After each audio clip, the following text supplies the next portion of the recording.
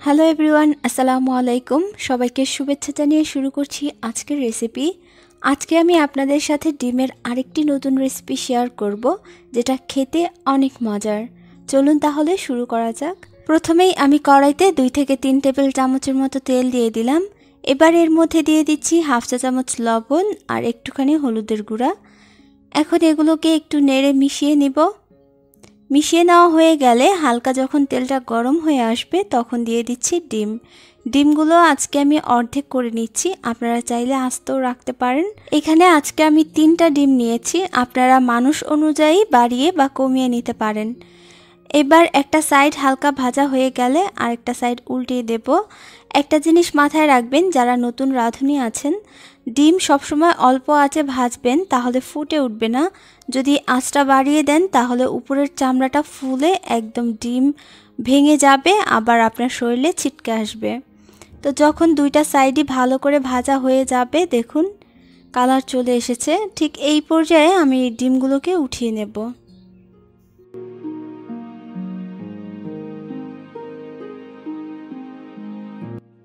এইবার অবশিষ্ট তেলের মধ্যে দিয়ে দেব হাফ চা চামচ আস্ত জিরা।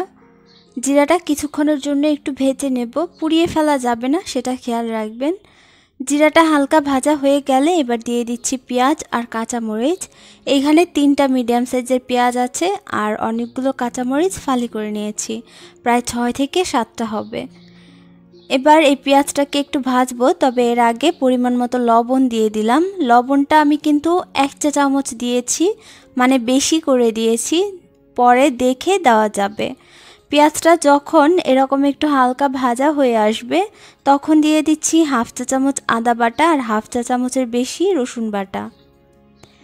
এবার এই আদা আর রসুনটাকে পেঁয়াজের সাথে ভালো করে ভেজে নেব, যাতে করে এর কাঁচা গন্ধটা চলে যায় আর একটা সুন্দর ফ্লেভার অ্যাড হয়। যখন আদা রসুন ভাজা হয়ে যাবে একটুখানি পানি দিয়ে বাকি মশলাগুলো দিয়ে দেব। দিয়ে দিচ্ছি হাফ চা চামচ জিরার গুঁড়া, হাফ চা চামচ ধনিয়া গুঁড়া, হাফ চা চামচ হলুদের গুঁড়া, হাফ চা চামচ থেকে একটু বেশি মরিচের গুঁড়া দিয়ে দিলাম।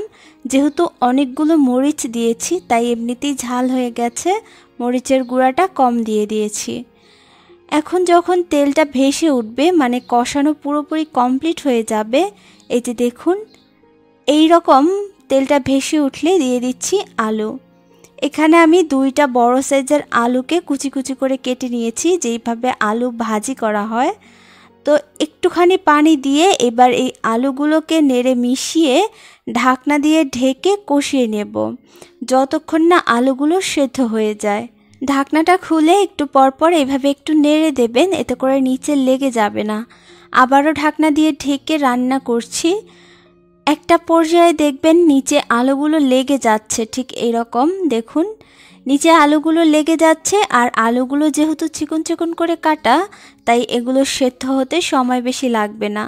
যখন আলুগুলো সেদ্ধ হয়ে যাবে তখন পরিমাণ মতো ঝোল দিয়ে দিচ্ছি। ঝোলটা এমনভাবে থাকবে যাতে আলুগুলো ডুবে থাকে। এখন সেই ডিম যে ভেজে রেখেছিলাম সেগুলো দিয়ে দিলাম। ঢাকনা দিয়ে ঢেকে রান্না করব 5 থেকে 6 মিনিট। 5-6 মিনিট পর এই আলুগুলো আর ডিম পুরোপুরি কমপ্লিট হয়ে গেছে রান্না। এখন বাকি যে জিনিসগুলো সেগুলো দিয়ে দিচ্ছি। দিয়ে দেব বেশি করে ধনিয়া পাতা কুচি। ধনিয়া পাতাটা যদি না থাকে তাহলে গরম মশলা দিতে পারেন। দিয়ে দিচ্ছি কাঁচামরিচ ফালি, এটা ফ্লেভারের জন্য। আর লবণ দরকার ছিল, অল্প একটু লবণ দিয়ে দিলাম। এই পর্যায়ে আপনারা চেক করে নেবেন লবণ হয়েছে কিনা। লবণটা দেওয়ার পর এরকম একটু ঘুরিয়ে নিলেই কিন্তু মিশে যাবে। এখন এই পর্যায়ে ঢাকনা দিয়ে ঢেকে আরও 1 মিনিটের মতো রান্না করে তরকারিটা নামিয়ে সার্ভ করব। গরম গরম ভাতের সাথে এই তরকারিটা খেতে ভীষণ ভালো লাগে, বাসায় একবার হলেও বানিয়ে দেখবেন। আশা করছি সবসময়ের মতো আজকের রেসিপিও ভালো লেগেছে। আজকে এখানেই বিদায় নিচ্ছি, আল্লাহ হাফেজ।